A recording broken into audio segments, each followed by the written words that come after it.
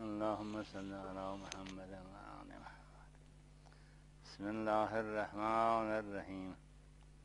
الحمد لله رب العالمین الرحمن الرحیم مالک یوم الدین ایاک نعبد و ایاک نستعین اهدنا الصراط المستقیم صراط الذین انعمت علیهم غیر المغضوب علیهم ولا الضالین.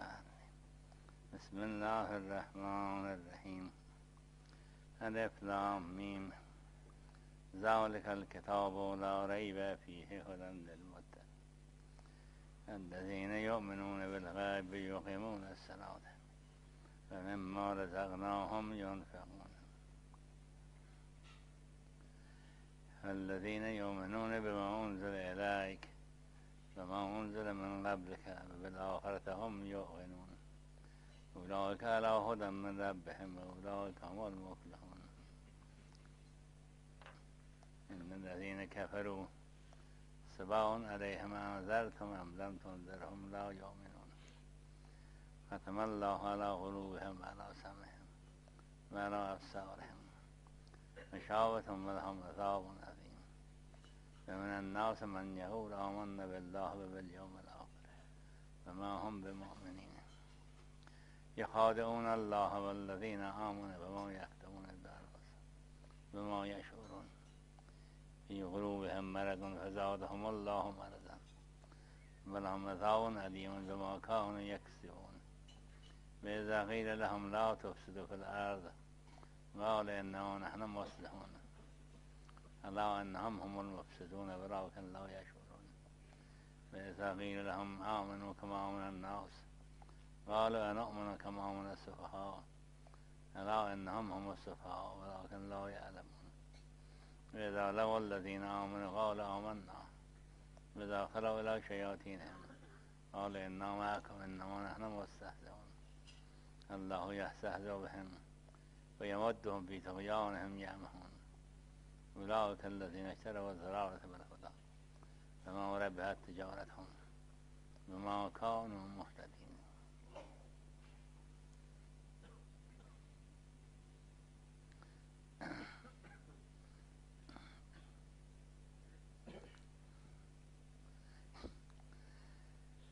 اصل تفسیر قرآن فقط در حد انبیا و اولیاء علیه السلام است.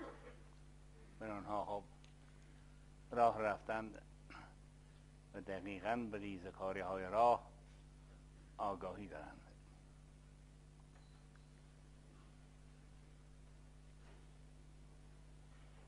ما به تمام موجودات عالم خوششینی میکنیم، یعنی تدبر میکنیم در آیات الهی و تفکر میکنیم در آیات الهی و دستور هم بر تفکر کردن در آیات الهی است که همون تدریجا ما را به سمت تفسیر میکشونه. و اساس پایه در دین صداقت به خلوص نیته.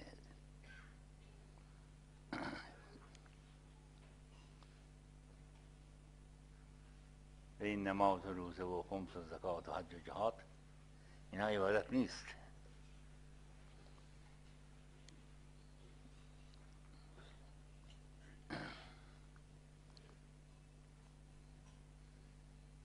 همه صدق پیشار که اخلاص به پیشانی نیست. اون صداقتی که اگر شاید در درون ما باشه و به حق و به درستی و راستی در جستجوی حقیقت باشیم، حقیقت کشف میشه.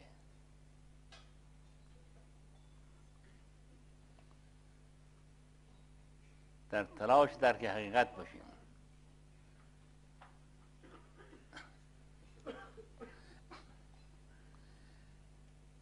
در تلاش کشف حقیقت باشیم. یعنی چی؟ این پیوسته سوال کنیم این چی آخه؟ این کی به وجود آورده؟ از کجا آمدن؟ قرآن به ما خطاب میکنه، خودتون نگاه کنید. خودت آیت الله هستی، به تمام ذرات عالم آیت الله هستند، نشانه خدا هستند، آیت الهی هستند. در این آیات تفکر کنید، تدبر کنید، در خودت هم تدبر کنید. هل اتى علی الانسان حین من الدهر لم یکن شیئا مذکورا. ای بشر، هیچ وقت در خودت فکر کردی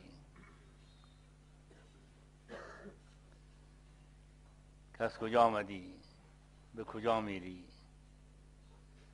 هدف از خلقت تو چی بوده، به کی تو را آفرید؟ از الحمدلله رب العالمین. پیوسته به یاد این باشیم، بخواین کی اینا را آفریده، کی اینا را خلق کرده، کی اینها را به وجود آورده، به چه منظور به وجود آورده. این اندیشیدن هم ذکر است و هم فکر که تکوینی است، یعنی غریزیه. پس غریزتاً بشر به ذکر فکر مشغوله. مطمئن اینا باید اونقدر ادامه بدیم که تا به ذکر فکر تکلیفی برسیم.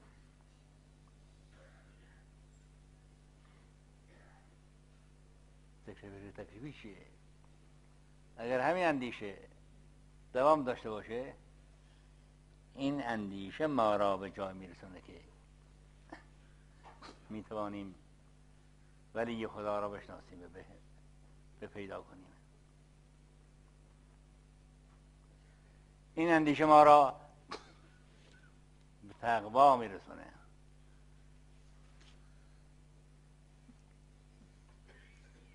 اندیشیدن زیاد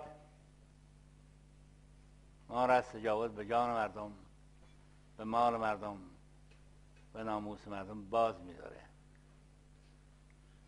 نیازی به درس خوندن نیست، به درس بس مربوط نیست. هم فکر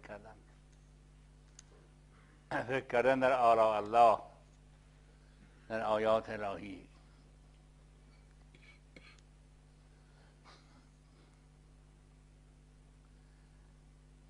به تقوا میرسیم.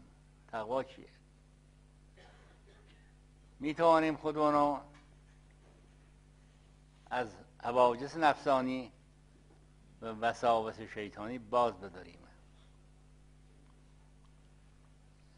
اونم برای ما فکر کردن، تفکر در آفاق و انفس تدریجاً به وجود میاد، ایجاد میشه.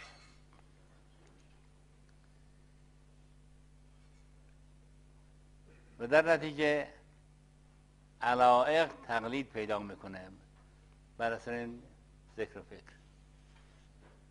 یعنی میفهمیم که در این جهان ما غریب و بیکس هستیم. این زن و بچه و شوهر و مال و منال و ثروت و جاه و جلال، این همه خوب عروسک بازیه که ما جور بچه بندازیم که بچه مشغول باشه. ما هم همینطور بچه هستیم که به این بازی مشغول میشیم، در حالی که از این اسباب بازی باید به مسببش ببریم. کی اینا رو ساخته؟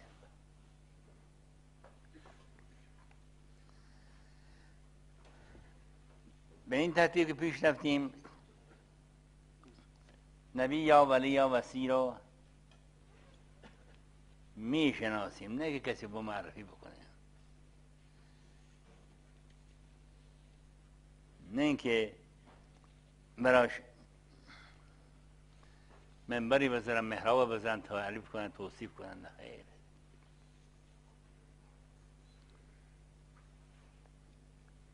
احتیاج به هیچ از اینا نیست.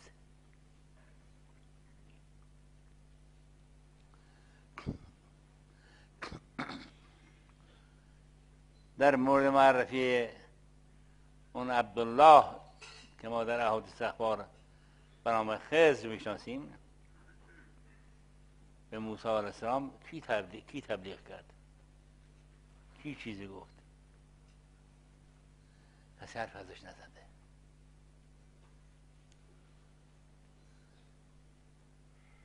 به موسی برای همین فکر کردن، همین اندیشه کردن در عالم خلقت، در قرآن تکوین، در قرآن وجود به موجود، بینشی پیش آمد که من به راهنمای احتیاج دارم. این راهنما کیه؟ به مقصدی باید برسم. من مقصد من این خور و خواب و خشم و شهوت نیست. مقصد من جای دیگره. و میفهمه، درک میکنه، با خودش نغمه سرایی میکنه که ما زبالاییم و بالا میرویم. من اهل اینجا نیستم، از دیار دیگری هستم.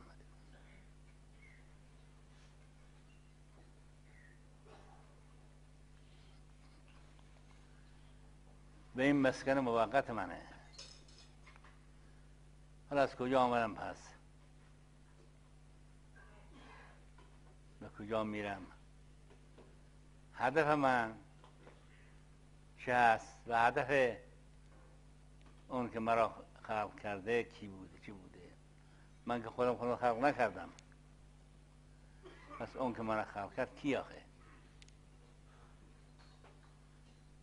تا او را نیابه آرام نمیتونه بگیره. این فطرت پیوسته در حرکت، پیوسته در جستجو هست.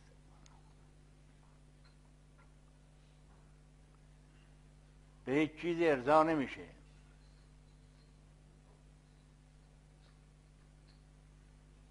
نه به زن، نه به شوهر، نه به بچه، نه به مال، نه به ثروت، هیچ به مقامی. چرا؟ چون شعور بالا میره و به درک بالا میره، رشد میکنه، میفهمه که این همه اسباب بازی است. هیچ کدام اینها دوامی نداره. بازیچه است.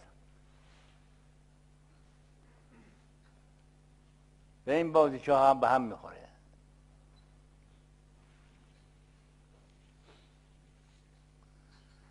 اول به این بازی ذوق و شوق داریم، مثل بچه به پستان مادر چه علاقه داره. تا چند سال؟ 2 سال، 2 سال نیم، 3 سال. بعد چطور متنفر میشه؟ چرا؟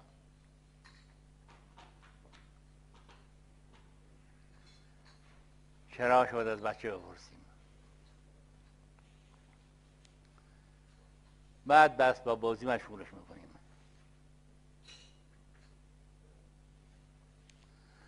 ما هم همینطور به اسباب بازی مشغول میشه. از این اسباب بازی هم متنفر میشه بچه.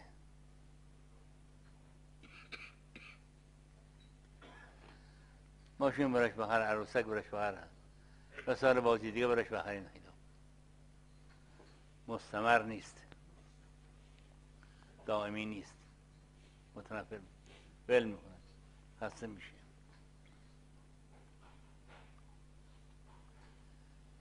دنبال چیز دیگری میگرده، به بازی دیگری مشغولش میکنن. اون چه اسباب بازی که ما بهش مشغول هستیم، یه غریزه های در وجود ما هست که به اون رو میاره.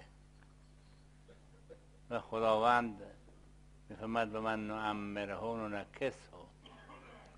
سن شما رو که بالا بردم، تمام اون غرائز از شما میگیرم.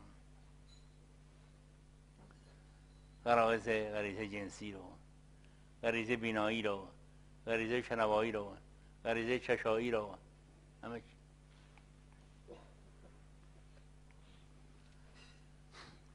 اون وقت هست که به غربت مطلق خود پی میبریم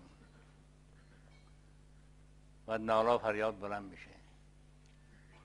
منتها اگر صداقت در کار باشه این غربت رو زودتر احساس میکنیم. مثل خود مولوی بعد از کمالات علم سوری که طی کرد در مرحله سلوک قرار گرفت، بعد به مناره سر میده: بر ما نظری کن که در ملک غریبیم، بر ما کرمی کن که در این شهر گداییم. به گدایی، به فقر، به بیچارگی، به بینوایی خودمون پی میبریم. پناهگاهی هم نداریم، چون میبینیم این زن، بچه، شوهر، مال، ثروت، مکنت، این هیچ کدومشون نمیتونن با ما بیان، همراهی نمیتونن بکنن.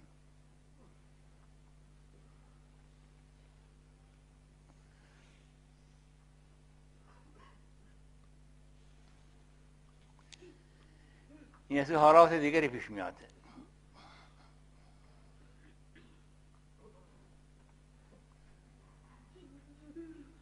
میگه ما ایمون در کنج خلوت نشسته و با درد و رنج و بلاها داریم میسازیم.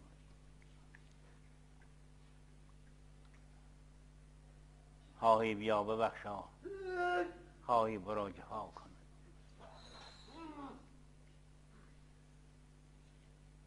باید در خودش فرو میره، چون خود بشر قرآن مجیده، به خودشو میخون دائما.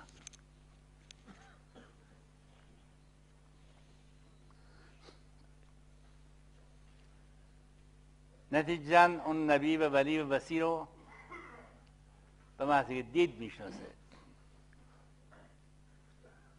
چون اینه که اون چه علاقه ما داشتیم، این علاقه همه حجاب بود. حجاب کنار رفت، حالا دیدی میشه. اون نبی و ولی و وصی تا دید، همه ریش و سوید و چشم و ابروش وقتی دید، حال عشق غلبه پیدا میکنه که بهش ولایت میگن.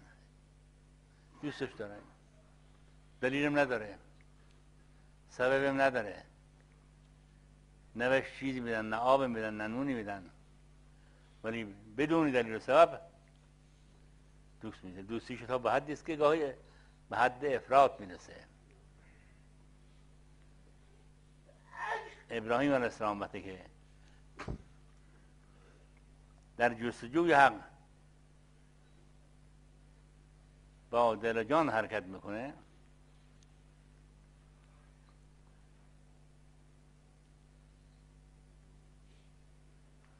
میرسه به مقصد، مرشد پیدا میکنه، حضرت عمران علیه السلام رو پیدا میکنه.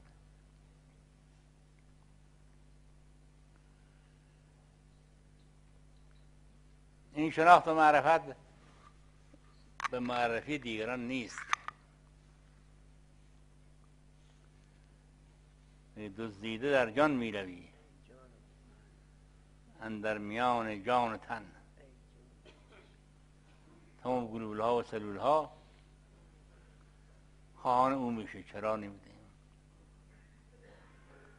از چرایم بیخبر هستیم.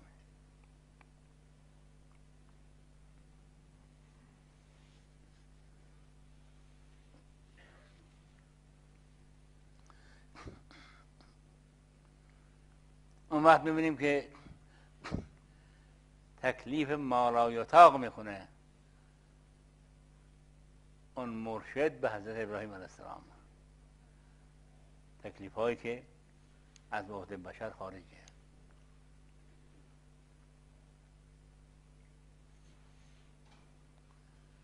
در سن 94 5 سالگی حساب فرزند میشه که مکرر عرض شد. البته یک نقطه بیش نیست، غم عشق این عجب، از هر دهان که میشنوم نامکرر است. یا ابراهیم در سن 94 سالگی یا 96 سالگی صاحب فرزند شدی از بله یا مولای من. خب ببرشون در بیابان برهود بذار برگرد بیا، پشت سرت هم نگاه نکن.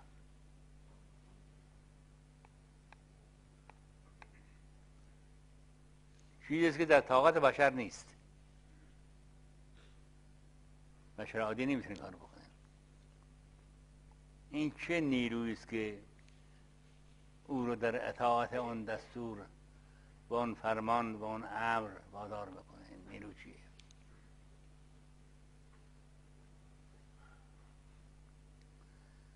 همین بچه بزرگ میشه، به سن رشد میرسه، همین مرشد باز بهش یادآوری میکنه یک دل که جای دو دلبر نیست، یا من یا اسماعیل.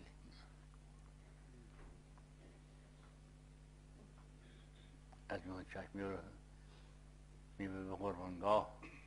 بچه‌م طوری تربیت شده که در خیال نمی گنجه، در تصورات ما نمی گنجه. پدر میگه من خواب دیدم که به تو رو سر ببرم. ای پسره، پسر چی میگه؟ یا ابت افعل بما تؤمر.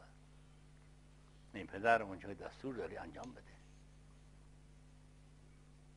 دیگه نمیگه پدر جان خواب دیدی. نه خیر. یعنی پدر رو اونچنان شناخت که میدونه خواب پدر جز وحی و جز دستور الهی چیز دیگری نیست. یا ابت افعل بما تؤمر. تک فرزند در سن 96 سالگی در توان طاقت هیچ بشر عادی نیست. این چه نیرویی است که وادار میکنه به اون ترتیب؟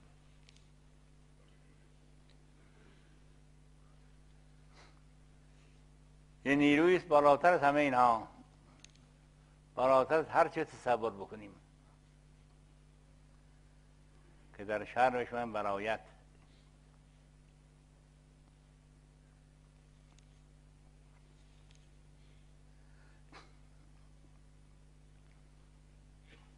این شناخت ما را به اجرای دستورات اون ولی وادار میکنه. چیز دیگه قادر نیست. تبلیغات مؤثر نمیتونه باشه، کتاب خواندن ها مؤثر نیست، حرف ها مؤثر نیست. اون حب، اون معرفت و اون شناخت در مدرسه صداقت ما را وادار به اطاعت امر می‌کند.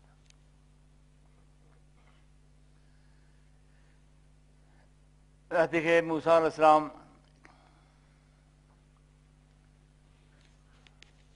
به قومش دستور میده که روز شنبه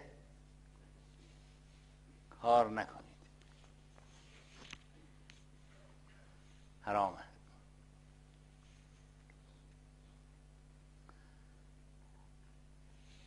حضرت عیسی علیه السلام به قومش دستور داد روز یکشنبه کار نکنید. رسول اکرم صلی الله علیه و سلم دستور داد وزر البیع الی صلات یوم الجمعه. هر گونه معامله و هر گونه صحبت دنیا را تا نماز ظهر جمعه کنار بذارید.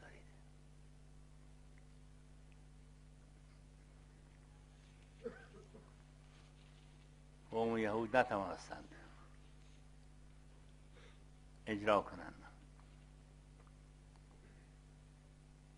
کلاشری ها درست کردند برای منافع کار خودشون. خب بیشتر شغل ماهیگیری بود.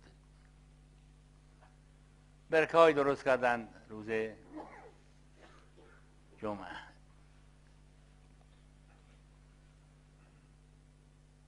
بعد ماهی ها به سمت برکه ها به ناچار راه پیدا میکردند.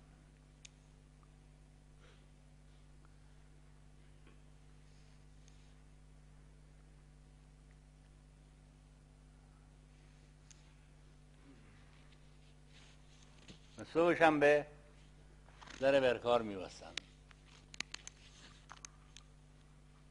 بعد غروب جمعه شنبه مایه ها رو می‌گرفتند و می‌آوردند می‌فروختند. قرآن می‌فرماید که لقد علمتم الذین اعتدوا منکم فی السبت فقلنا لهم کونوا قردة خاسئین. ترجمه: هر آینه دانستید اون کسانی را که در روز شنبه تعدی کردند. بهشون گفتیم در نتیجه تعدی و عدم اجرای فرمان بوزینگان رانده و زبون شوید. یعنی مست شدن. تمرد امر، تمرد دستورات ما را مسخ میکنه، تنزل میده از مقام انسانیت به مقام حیوانیت، از مقام حیوانیت به مقام نباتی، از نباتی استدراج خدای نکرده پیش میاد تا به جمادی. پس اونهایی که موفق میشن به اجرای دستور، شرط اول صداقته. من راستی به حقیقت از صمیم قلب دنبال راه بریم، نه که به مصلحتی. مصلحت اندیشی در راه دین خلافه.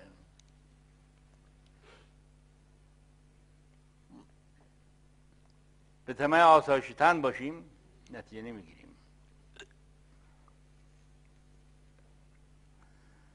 لقد علمتم الذین اعتدوا منکم فی السبت و هر آینه محققا دانستید آنان که در روز شنبه از حدود الهی تجاوز کردند به صورت میمون در آمدند.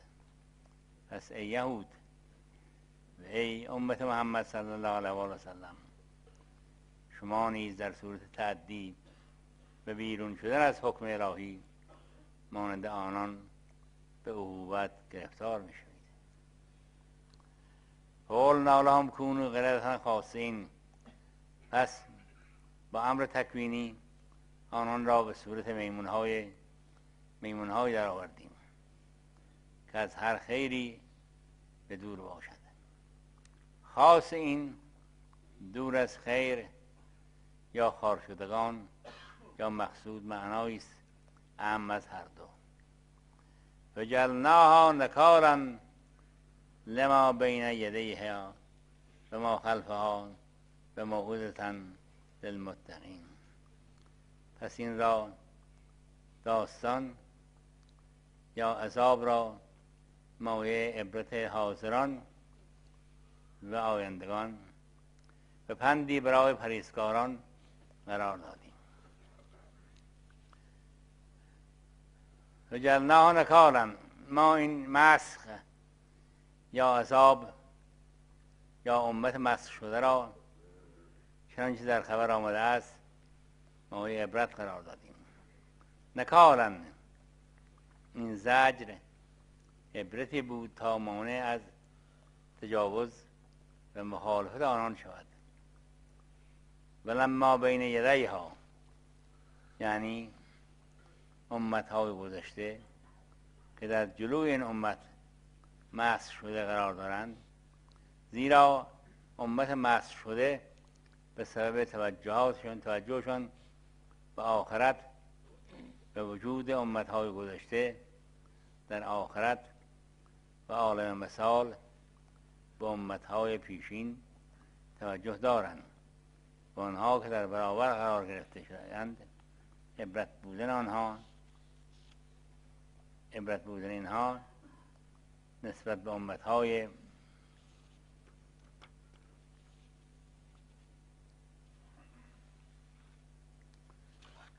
پیشین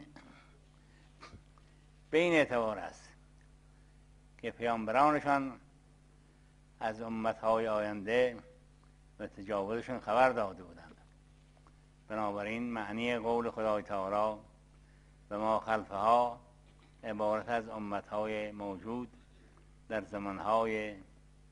زمان امتهای مسخ شده و امتهای آینده است، زیرا که امت مسخ شده به سبب توجه فطری که به آخرت دارد به دنیا و به آنچه که در آن است، به آنچه که در آن پدید خواهد آمد پشت کرده است، اگرچه مختار و آزاد بود به دنیا توجه داشته باشد.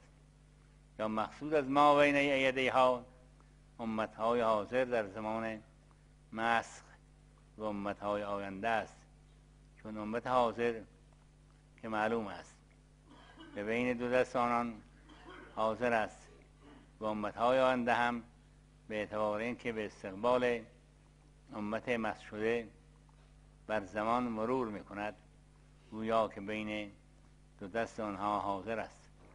بنابراین قول خدای تعالی به ما خلفها عبارت از امتهای پیشین است و ممکن است مقصود از ما بین یدیها امتهای حاضر در زمان مسخ باشد، یا اینکه قریه های نزدیک و دور مقصود باشد.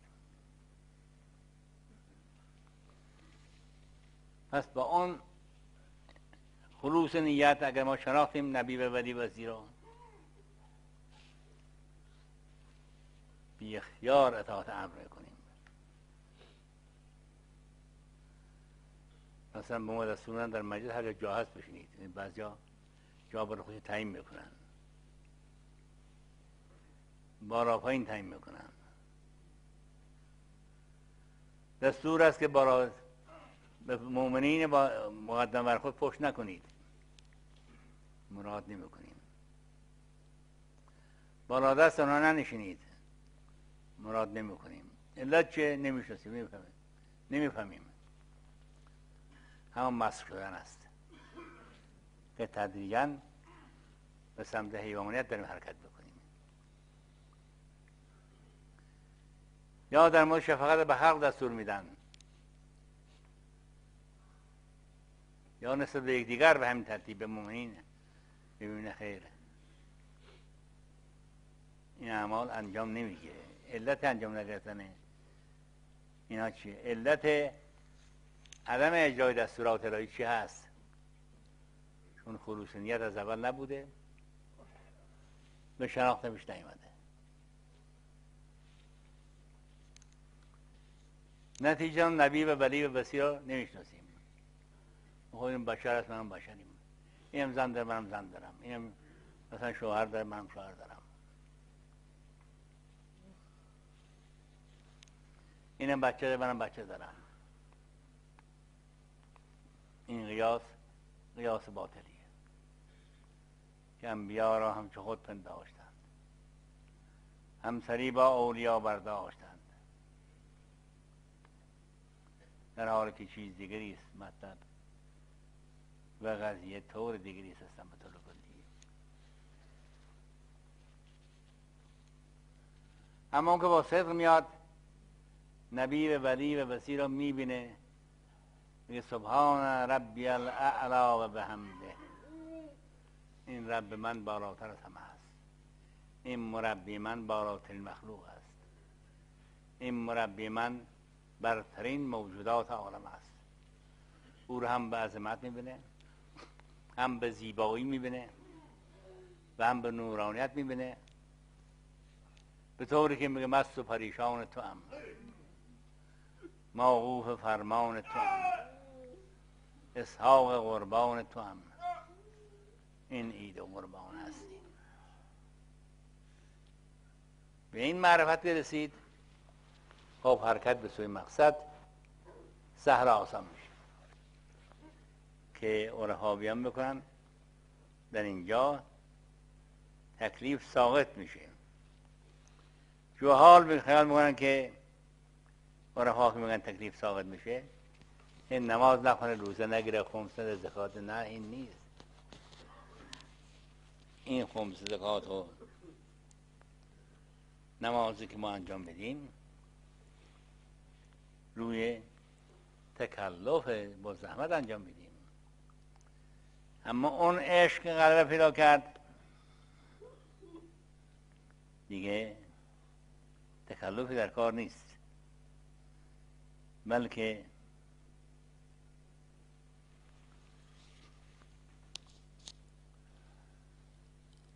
از اون رکوع، از اون سجود، از اون قیام، از اون قعود اون چنان مستغرق تماشا میشه که خودشو فراموش میکنه تا زمانی که به مقام علویت علی السلام برسه که تیر را که از پاشون در بیارن، پیغمبر اکرم میفرماد که هنگام نماز در بیارید، چون در اون موقع مستغرق در ذکر فکره. این خود رو به کلی فراموش میکنه. امید است به کرم الهی که توفیق بندگی به ما عطا کنه که بتوانیم بندگی کنیم.